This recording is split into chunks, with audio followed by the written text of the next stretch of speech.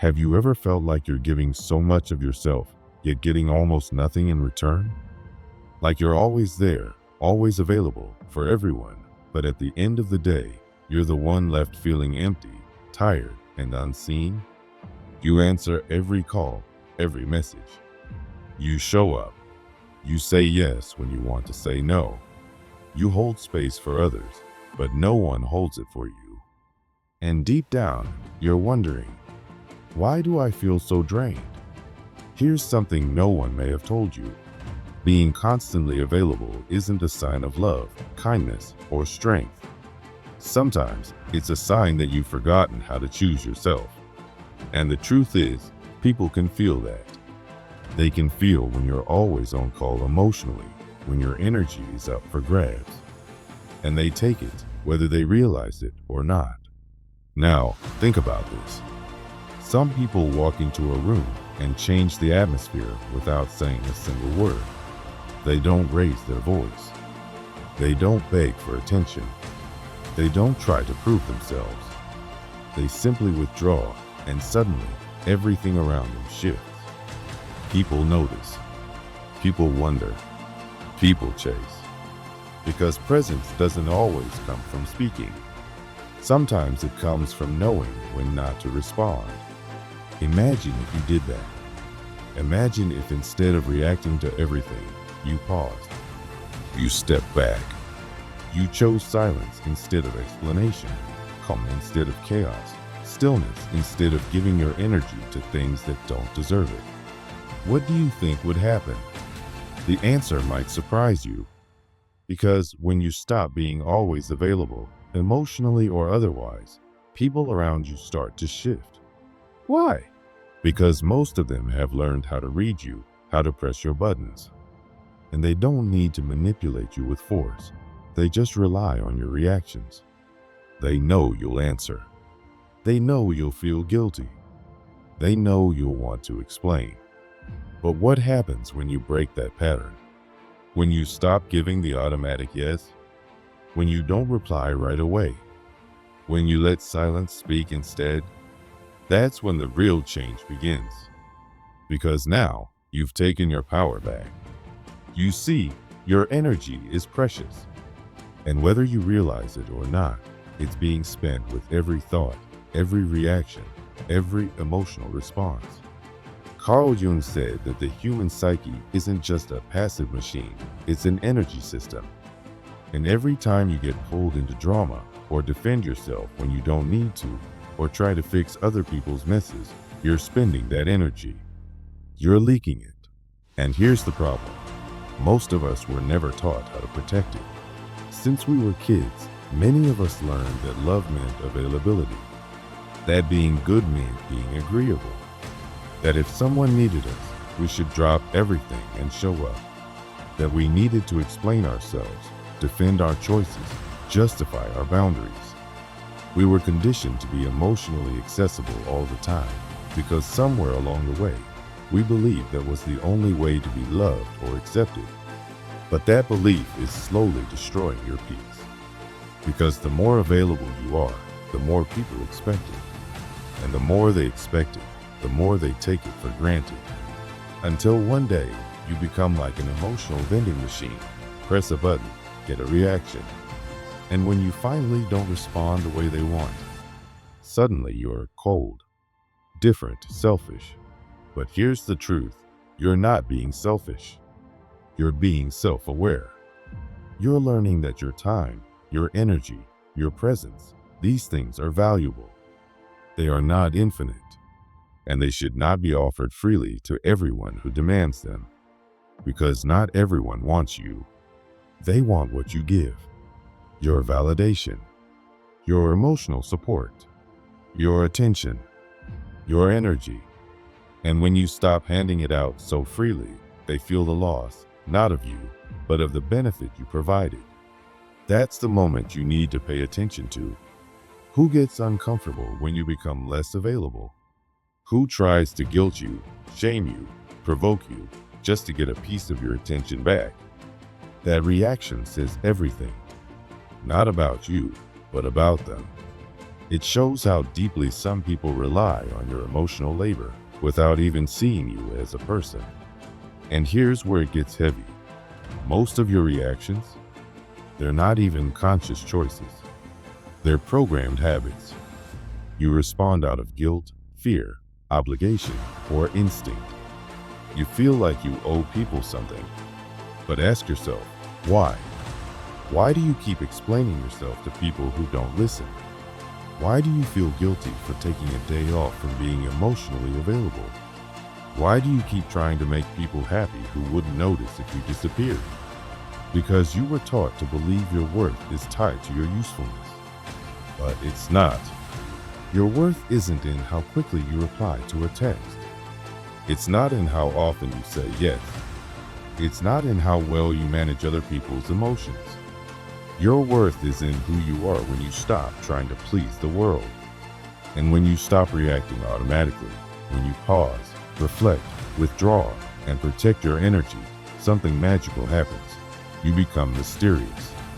Not in a fake or strategic way, but in a deeply powerful one. Because unpredictability is powerful. It makes people pay attention. It makes them see you differently.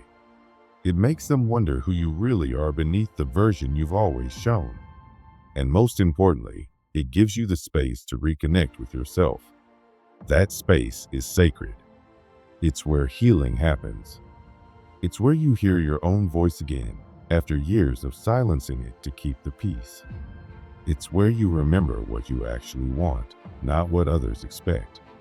It's where you learn to say no without guilt, to rest without apology, to be present for yourself first. And sure, not everyone will like this version of you. Some people will be uncomfortable. Some will call you distant or cold or weird. But here's the thing, they're not upset because you changed. They're upset because you stopped being convenient. Let them be upset. Because the moment you choose yourself is the moment you stop being manipulated by the needs and projections of others. You stop playing a role. You stop being a character in someone else's story. And you start writing your own. This doesn't mean you stop caring. It means you care intentionally. It means your love has boundaries. Your energy has limits. And your time is earned, not assumed. That's not cruelty. That's maturity. And when you make this shift, something even deeper happens. You start to see clearly. You begin to recognize who actually values you and who just values your usefulness. You realize who checks in even when they don't need anything, who respects your silence instead of taking offense to it, who remains even when you're not constantly giving. Those are your people. Everyone else, let them go. Carl Jung talked about the shadow, the parts of ourselves we don't want to see, so we project them onto others. But what no one talks about is how often we become the canvas for other people's projections. When you're always emotionally available, you become their outlet, their mirror, their emotional sponge. And that's exhausting. So maybe it's time to become a blank space. Not a mirror, not a rescuer, not a fixer, just space, stillness, silence, not to punish, but to protect. Because not everyone deserves access to you. Not everyone gets to hear your thoughts. Not everyone gets a reply. Not everyone earns your energy. And when you begin to live that way, not out of pride, but out of self-awareness, you stop bleeding energy. You stop shrinking. You stop apologizing for simply being. You become rooted, solid, present, and suddenly people don't know how to handle you because you're no longer reacting. You're choosing, and that changes everything. So next time you're tempted to explain yourself, to reply instantly, to say yes out of guilt, pause. Take a breath. Ask yourself, is this worth my energy? And remember, silence isn't empty. It's full of answers. Are you truly ready for the silence that follows the rupture?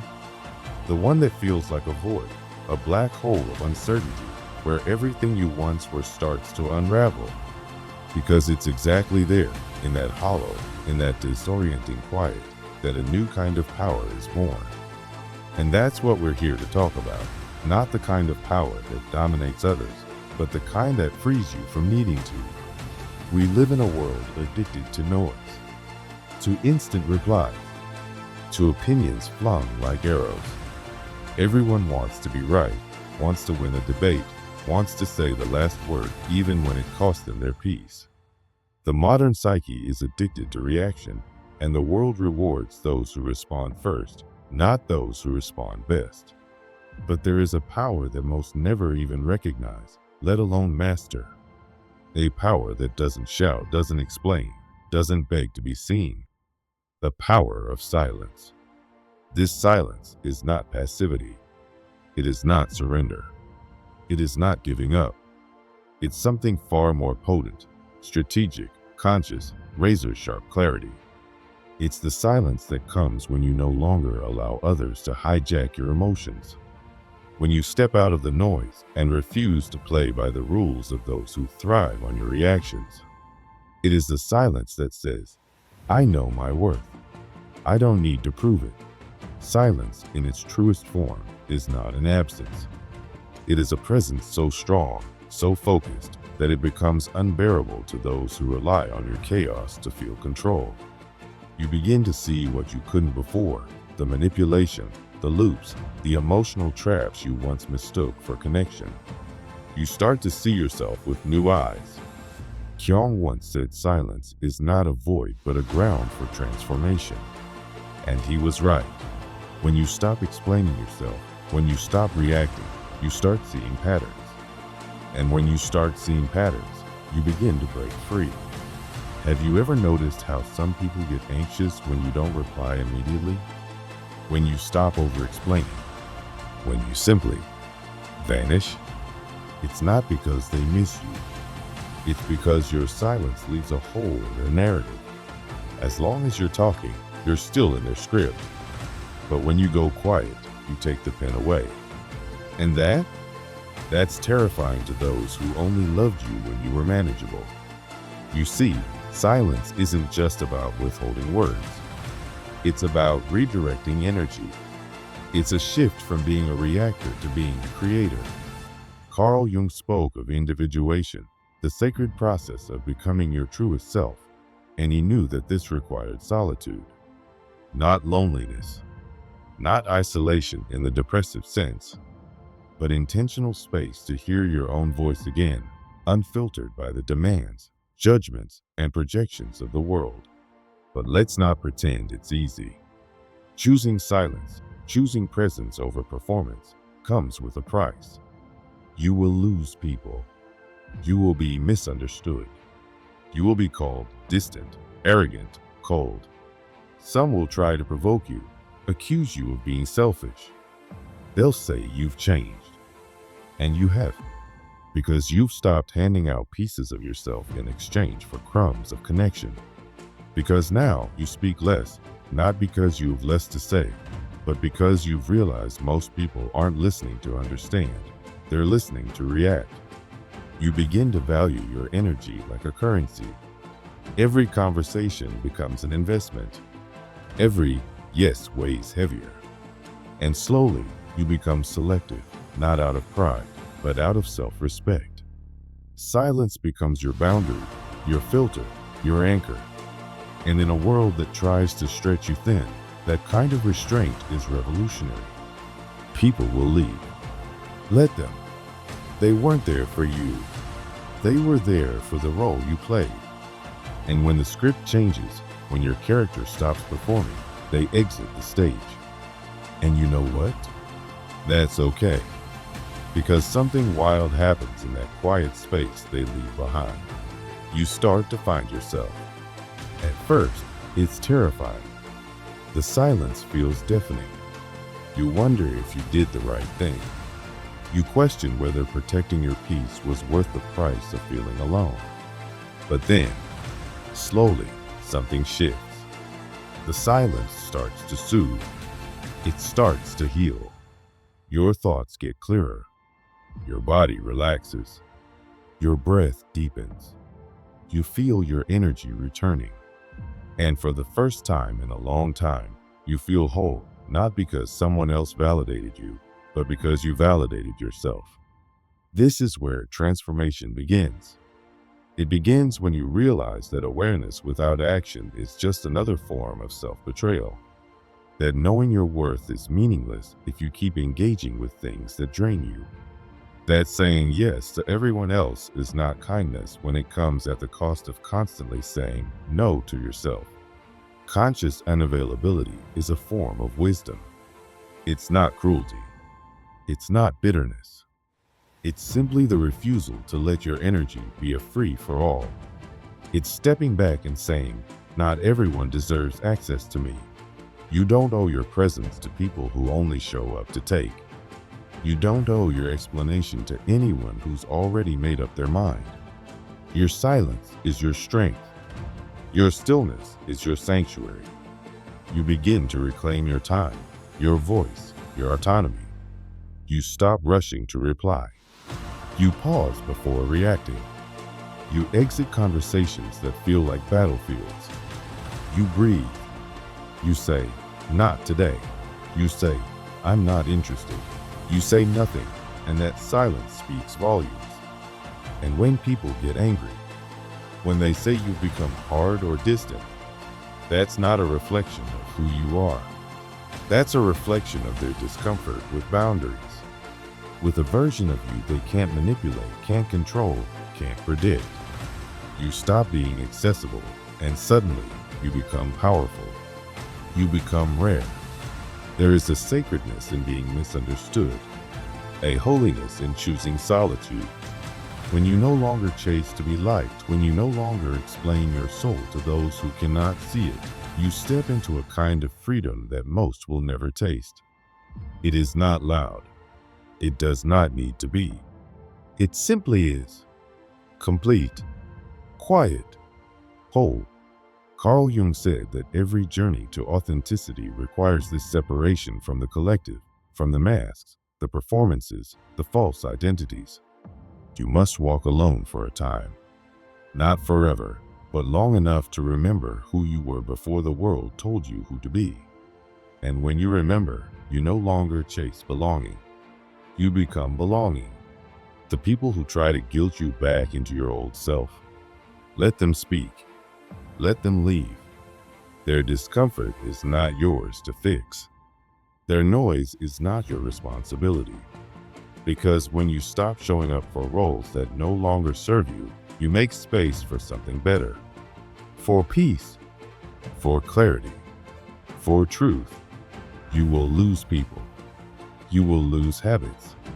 You will lose comfort. But you will find yourself. And once that happens, once you feel the strength of your own presence, you will never again be willing to bargain it away. So I'll ask you again, are you ready to be misunderstood? To be rejected? Even to be disliked in the name of your freedom? Because that's the price of inner peace. That's the cost of sovereignty. It's not loud. It's not easy. But it's worth everything. And if this message touched something in you, stirred something awake, say it out loud or write it in the comments. I choose my peace. Let that be your declaration, your beginning. Because the silence you feared, it's not the end. It's the doorway to everything you've been becoming. And if you've read this far, you're already on your way.